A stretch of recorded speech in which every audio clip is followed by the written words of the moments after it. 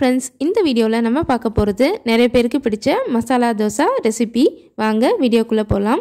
கடாயில எண்ணெய் ஊத்திப்போம் கடுகு பொரியட்டும் கடலை பருப்பு ஒரு வெங்காயம் ஒரு பச்சை மிளகாய் கொஞ்சம் கறிவேப்பிலை இஞ்சி பூண்டு விழுது போட்டு வதக்கிக்கலாம்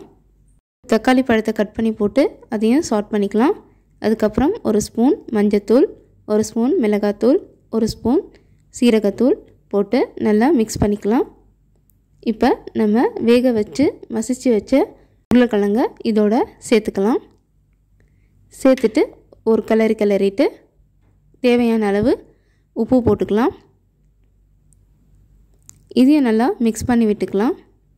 இப்போ இது கெட்டி பதத்தில் இருக்கும் இது கூட கொஞ்சம் வாட்டர் ஆட் பண்ணிவிட்டு இதை ஒரு கிரேவி கன்சிஸ்டன்சிக்கு நம்ம கொண்டு வந்துடலாம் 2 மினிட்ஸ்க்கு அப்புறம் நம்ம இதோட கொத்தமல்லி தழையை தூவி விட்டுட்டு மூடி போட்டு மூடி வச்சிடலாம் கேஸ் இப்போ லோ ஃப்ளேமில் இருக்கட்டும் தோசைக்கான மசாலா இப்போ நமக்கு ரெடி ஆகிடுச்சு இதோட கன்சிஸ்டன்சியை இப்போ பாருங்கள் ரொம்ப அருமையாகவே நமக்கு தயாராகிடுச்சு எவ்வளோ லேஸாக ஆகிடுச்சு பாருங்கள் இப்போ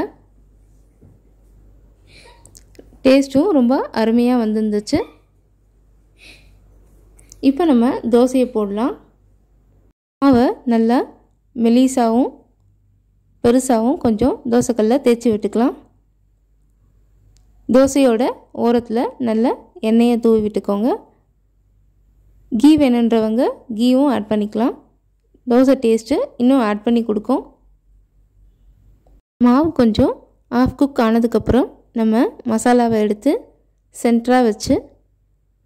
ஃபுல்லாகவே தோசை ஃபுல்லாகவே ஸ்ப்ரெட் பண்ணி விட்டுடலாம் இப்போ இன்னும் கொஞ்சம் எண்ணெயை ஆட் பண்ணிவிட்டு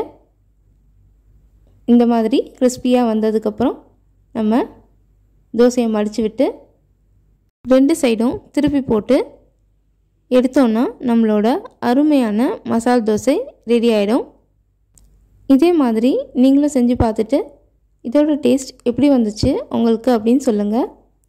இந்த ரெசிபி உங்களுக்கு பிடிச்சிருந்ததுன்னா லைக் பண்ணுங்கள் ஷேர் பண்ணுங்கள் சப்ஸ்கிரைப் பண்ணுங்கள் மறக்காமல் உங்களோட கமெண்ட்டுங்களும் எங்களுக்கு தெரியப்படுத்துங்க உங்கள் ஃபீட்பேக் எங்களுக்கு ரொம்ப முக்கியம் ஹேவ் அ நைஸ் டே